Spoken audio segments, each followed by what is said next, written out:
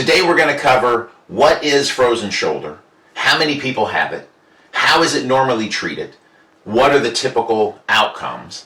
Then we're going to cover how does the MYK system treat it, what are the most common postural imbalances with this, and what are our typical outcomes. If you just want to skip to the MYK system part, that starts around 9 minutes and 15 seconds.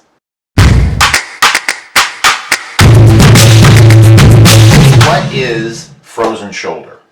I'm going to give a definition of how I don't like to teach first, and then follow that with how I do like to teach, because I like to change the words up so that we don't have to process certain words. So here is a definition of frozen shoulder. So frozen shoulder, also known as adhesive capsulitis, is defined as a condition of uncertain etiology, characterized by significant restriction of both active and passive shoulder motion that occurs in the absence of a known intrinsic shoulder disorder. Ugh, right? I mean, so that's got some words in there that you got to just process. I don't personally like to do that, so I like to change it, keep the meaning, but just change the words a little bit so that we can all just kind of learn as we're going through. You don't have to go through and process things. That's just my thing, all right? So here's the way that I would change that, and this is how I like to teach. So frozen shoulder, also known as adhesive capsulitis, is defined as a condition of uncertain origin, characterized by significant restriction when you move your arm yourself or if somebody else moves your arm for you, and this happens with no known injury or problem within the shoulder joint itself. So with that definition, see, we just get to listen, sit back, relax, and learn and keep moving forward. So that's how I like to teach. And so we're going to go through a little bit of information here on what is frozen shoulder. So if you go into PubMed and type in frozen shoulder, you get just over 8,000 articles that have been published since the 1940s. The last number of years, they've been publishing around 300 each year. So I try and stay with the more recent publications for my research. With the technology that we have today, I gotta think that the more recent articles are gonna be more accurate than the ones back in the 1940s. So what do some of these articles say? So frozen shoulder can be classified as primary or secondary, and it's divided into 3 phases: freezing, frozen, and thawing. Okay? So to be classified as a primary, there's no known injury or problem that occurred with the shoulder. However, there are some other systemic illnesses which have been associated with this condition. Up to 36% of the people with diabetes get frozen shoulder. This is the most common illness associated with this condition.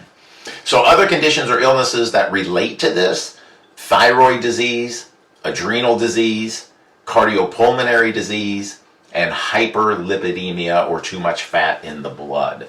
These are all considered primary frozen shoulder, primary classification. To be classified as secondary, this usually occurs with something traumatic happening to the shoulder. So examples include a fracture, dislocation, soft tissue injury, rotator cuff tear, subacromial impingement, inflammation of the biceps tendon. So these are a few examples of injuries that can lead to a frozen shoulder. We also have the 3 phases of frozen shoulder. So phase 1 is called the freezing phase. And this is anywhere from 10 to 36 weeks in duration, or if you want to say 2 to 9 months, roughly, is how long this takes. Pain is pretty bad during this time. It gets worse at night. And what happens is, ooh, this hurts. And so then people don't go that high. And ooh, this hurts. And so it just keeps getting worse and worse and worse and worse. Phase 2 is the frozen phase. So now your arm is stuck and you don't have a lot of motion with it. So the frozen phase, and this is with typical standard care that they're doing right now. So frozen phase is 4 to 12 months in duration. The pain goes way down, but you also don't have very much movement at all. Phase 3 is the thawing phase. And one article says this can be anywhere from 5 to 26 months. Another article says it can be anywhere from 12 to 42 months. And during this phase, the pain, again, you don't have much pain, and you're getting more and more and more improvement with it. So the average person, though, from beginning to end, is about 1 to 3 years for adhesive capsulitis to completely resolve. So how likely are you going to have someone with frozen shoulder come into your office?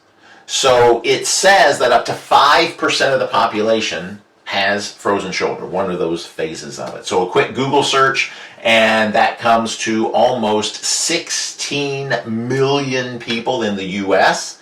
Now, most of these 16 million will be between the ages of 40 and 60 years old, and it occurs more often in women than it does men.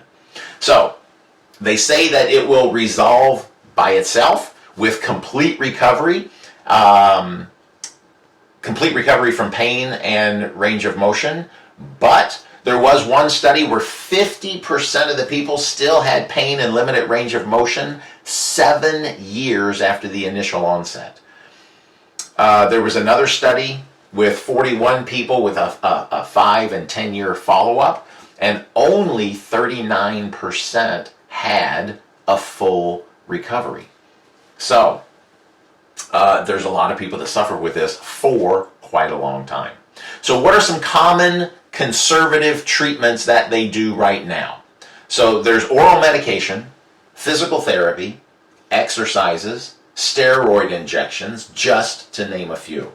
So which treatment will probably work best kind of depends on which phase the person is in. In the freezing phase, this is the most painful, and many people choose non-steroidal anti-inflammatory drugs, things like aspirin, ibuprofen, things like that. However, this alone has shown to have zero effect on the progression of frozen shoulder. So although it helps, with some of the pain, it's definitely not going to help with the frozen shoulder itself. So there has been a study where in the freezing phase, some people were prescribed oral corticosteroids, and another group was given intra-articular injections of corticosteroids. 4 weeks later, the group given the oral corticosteroid showed significant improvement in their pain and range of motion, but the group that was given the injection showed superior results in objective shoulder scores, range of motion, and patient satisfaction compared to the oral steroid group. Now, we can also do physiotherapy, which includes active assisted range of motion exercises and passive stretching exercises, which has been shown to have a similar effect as the steroid injections on improving shoulder function, increasing passive motion and decreasing pain. There have been many studies which demonstrated that physiotherapy plus either the non-steroidal anti-inflammatory drugs or injections resulted in better outcomes than the oral steroids or the injection by itself. Now, I do want to caution that the injection of corticosteroids does, it's an invasive procedure, and it does have some risks. So according to the Mayo Clinic, a few possible side effects include cartilage damage, joint infection, nerve damage, tendon weakening or rupture. So this is just a few of the side effects. And with larger doses or repeated injections, you increase the risk of one of these things happening. So you don't want to be so quick and jump in and just get injection as the first line of treatment. So let's talk about what we do with the MYK system, how we treat this problem, and what kind of results that we typically get with this. So with the MYK system, we relate posture, or more specifically, postural imbalances to specific nerve pathways and conditions. So normally, with frozen shoulder, there's a possibility of 3 treatments. So for us, normally it's either going to be a C5, a C6, or a C7 problem. C5 is the most common, and that's the one that we're going to talk about today. So we have the affected side, which is the frozen shoulder side, and then we have the non-affected side. So the affected side has limited range of motion, while the non-affected side has full range of motion. So the number one rule that we have when we're doing an MYK treatment is we never go past the person's range of motion. So there's a passive component. We're going to move the person. The person is passive. And there's an active component. The person's going to move themselves. They are doing it actively, okay? So if the person has limited range of motion, which they will if they're coming in with this condition, if they've been diagnosed with it, we're not going to do the passive portion. We're not going to move them on the affected side. We're going to have the person do active only through a pain-free range of motion. So I may want them to put their hand on their opposite shoulder for one of the movements, for example. But maybe they can't do that. And so I say, well, what can you do pain-free? And I've had people go, well, I can do this. That's all I can do. And I'm like, perfect. That's what we're going to do. That's all we're going to do right there. And then I'm going to work the specific muscles that I want to work with that particular thing. They can't do this. They're going to do this. There's another movement. Maybe I bring the arm up and I want to bring the arm back this way. And they can't get their arm up that high. So then I say, look, can you do this? So we're going to alter what we do on the affected side. On the non-affected side, we can treat the way that we want to treat. But on the affected side, we're going to alter the movements to stay within their pain-free range of motion. Now, with a C5 treatment, there's 31 muscles that we treat. That means that there's 31 muscles on the right side, there's 31 muscles on the left side.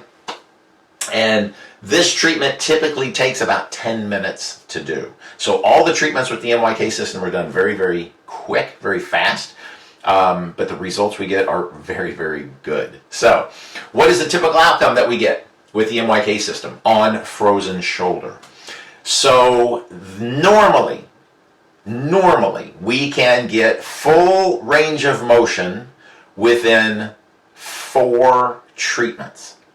And I know, I say this all the time, and everybody, in class, everybody, they're like, oh, that's crazy, no way. You know, we're happy if we can get a 5-degree increase per week. And I'm like, that's crazy to me, okay? So everybody says I'm crazy when I say it in class. I say, go home, find somebody that has a shoulder issue or whatever. Those that have patients that have problems with frozen shoulder or shoulder lack of movement, whatever, they go back into their office. I typically get a phone call or a text message. Holy crap, this stuff works. And I'm like, I know, that's what I said. I told you. So let's talk about, from a postural standpoint, because this is kind of the important part.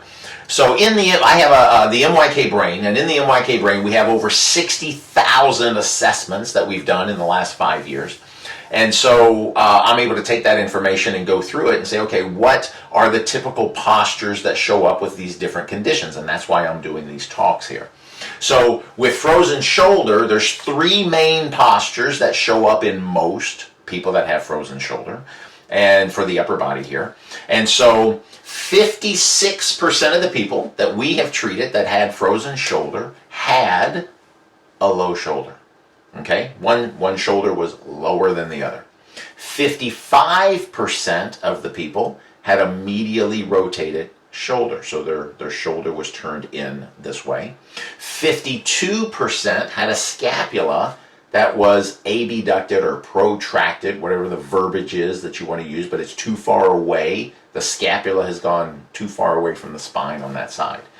Now, only 18% of the people with frozen shoulder came in with all 3 of those postural imbalances. But 54% had at least 2 of those postural imbalances. So it's pretty common, right? It's pretty common with those 3 postures that if somebody's coming in with frozen shoulder, they're gonna have that. Now, we also, with the brain, we can go in and it will tell us the specific exercises that need to be done for that particular person. So with the postural imbalances, it gives us the nerve issue, and that nerve issue with the postural imbalances will tell us what specific muscles need to be strengthened. And so it's going to be different for every single person, right? So the strengthening exercises, again, are based off the postural imbalances and their nerve problems. So if I just take these 3 postural imbalances that people with frozen shoulder have, there are 4 muscles that need to be strengthened with C5. Now it comes with C5. So these are the infraspinatus, the teres major, the posterior deltoid, and the rhomboids. Those would be the 4 muscles if a person came in with all 3 of those postural imbalances. Now, keep in mind, only 18% have all 3. So what this means is that most people are going to come in with more than these 3 postural imbalances, and therefore they're going to have a different set of muscles combined that we need to strengthen for that particular person. Let me know if you have any other questions. Put in the comments below if there's another condition that you'd like for me to talk about or relate postural imbalances to, like what postural imbalances go with this particular condition, because that's the information that I have, and that's the information that I'm going to be putting out in these videos on a regular basis. So we can eliminate physical pain, we can restore function, and we don't just impact the people that we treat, we impact who they interact with as well. We are making a difference. If you made it this far, smile.